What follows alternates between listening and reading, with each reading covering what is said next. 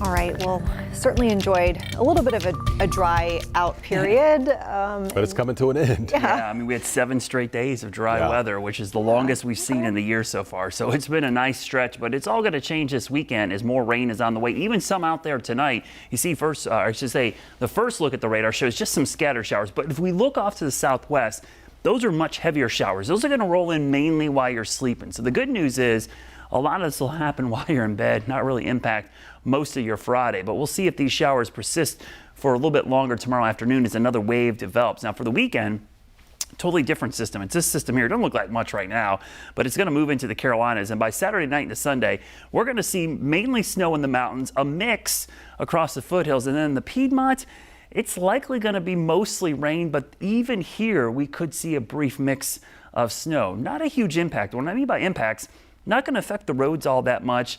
Really not going to be slick travel. It's just going to be one of those things that I like to call white rain. It's basically going to be snowing, but the impacts would be if it was just a cold rain. And that's what a lot of this is going to be initially.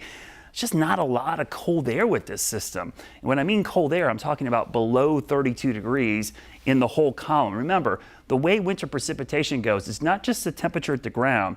Sometimes that's not even all that important unless you're looking for freezing rain. It's what it's at 3,000 feet, 5,000, 10,000, 15,000.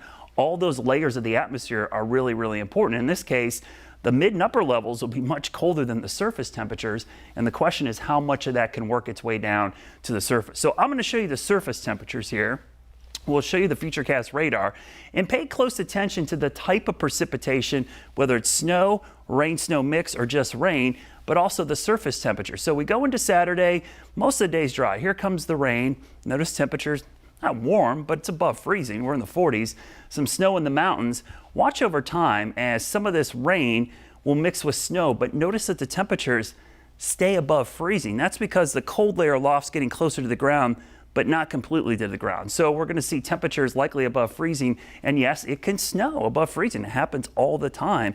It's more about where the snow is coming from. Think about in the summer, you go to your freezer, you grab ice on a 90-degree, you throw it in your yard. It's 90 degrees outside, there's still ice there because it came from the freezer. In this case, the snow is coming from a colder location. It just doesn't have enough time to melt before it reaches the ground. So the temperature at the ground can be above freezing for a while. Now that means anything that does fall is gonna be melting very, very quickly, and it's in and out just as quick. So any impacts in the roads will be confined to the mountains because that's where we expect the heavier snow. So some low and medium impacts, and it's going to be all elevation driven. In fact, if you go to the highest elevations, we could see 4 to 6, maybe 7 to 9 inches. Places like Beech Mountain, Sugar Mountain in particular, but across the foothills and the Piedmont, that's where we could see a brief mix-over of some rain and snow. This is our high-resolution topography map. Kind of shows you how some of the higher elevations will be the locations where we see the highest totals.